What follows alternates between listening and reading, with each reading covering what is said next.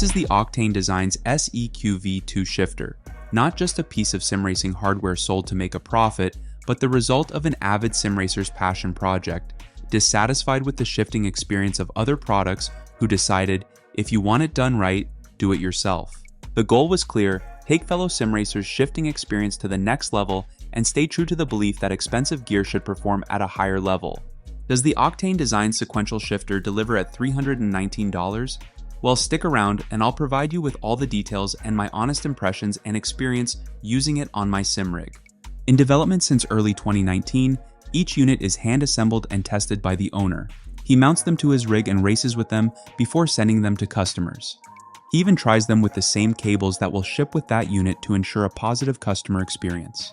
The SEQ V2 is designed to provide the most realistic sequential shifting experience for sim racing. It also looks like something pulled straight out of a race or rally car. Before we go any further, the usual hardware review disclaimer. The owner of Oktane Designs was kind enough to provide me with this unit for the purpose of review free of charge. But that being said, the thoughts and opinions expressed in this video are my own and from the perspective of a fellow sim racer. In this video, I will break down several vital categories and then provide you with my overall opinion and impressions to help you decide if this is something you want to buy for your sim rig. The majority of the shifter is constructed using beautiful black powder-coated aluminum. The internal components consist of steel and high-quality 3D prints. Each printed component is both designed and printed by Oktane Design. From what I can see, they look very good and well done. It comes with an interchangeable aluminum knob, a user manual, a USB cable to connect the shifter to your PC, and all the tools necessary to adjust and mount the shifter onto your chassis.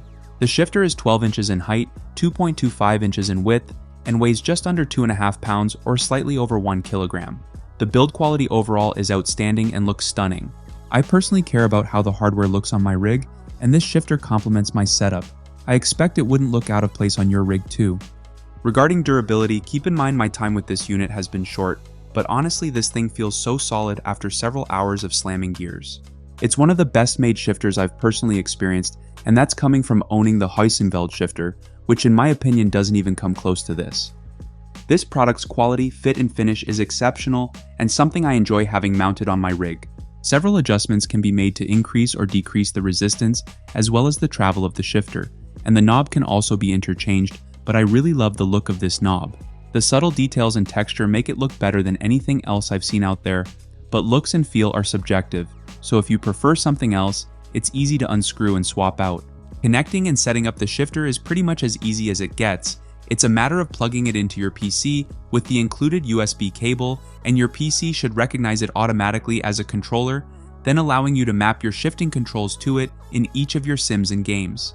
Now, if you are a console user, fear not, because Oktane Designs has a Fanatic-compatible version of this shifter. This version of the SEQ V2 is equipped with an RJ12 jack instead of a standalone USB controller board. This provides native compatibility with Fanatic wheelbases and the Fanatic Club Sport USB adapter, offering a streamlined solution and console compatibility. Mounting was also straightforward and works best with an aluminum frame chassis, thanks to the integrated base and mounting holes. The box includes mounting hardware, but makes note you can only mount this from the bottom. There is no side mounting option available, but perhaps some of you might be creative enough to find a solution. I opted to mount it to a handbrake plate I had from Advanced SimRacing that had holes that conveniently lined up perfectly, allowing me to get the shifter in my ideal position. As the title of this video suggests, this is one of the most satisfying and fun experiences I've had with a piece of SimRacing hardware, which surprised me. I haven't driven very much with a sequential shifter before, since I primarily enjoy driving modern-style GT cars and utilize steering wheel paddle shifters most of the time. However, after using this now for a few weeks, I've become obsessed with trying different vehicles that suit this type of shifter and experience, like older race cars and rally cars, which I rarely drive. Still, I've been having a blast and asking myself why I have not done more of this before. This is the beauty of SimRacing, discovering new experiences and ways to immerse yourself, and this shifter takes things to another level. The tactile feeling of engaging a gear leaves you with zero doubt you change gears. The physicality of the experience was something I enjoyed, and the ability to dial in your preferred resistance means you should have no problem getting this tuned to your liking. Now, one area that is important to mention is the sound. This shifter is not quiet by any means, but this can be seen both as a positive and a negative.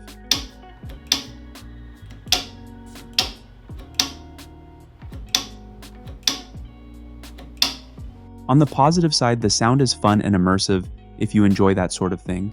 Still, for those that might be more sensitive to loud noises or someone who waits till the kids or partner are in bed to get some late night laps in, this is likely going to be an issue.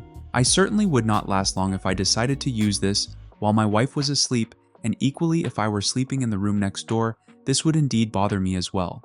But that being said, it doesn't take away from what I think of this shifter because it's clearly intended and designed for a specific reason and the result of chasing the most realistic experience. Now, I have no idea what a sequential shifter feels like in a real-life race car, but honestly, I hope it feels like this. Thanks for watching, and if you found this review helpful or interesting in some way, do me a favor and hit the like button. If you're not subscribed to the channel, why not hit the subscribe button now and the bell to be notified when I release a new video. Until the next one, stay safe and enjoy your racing.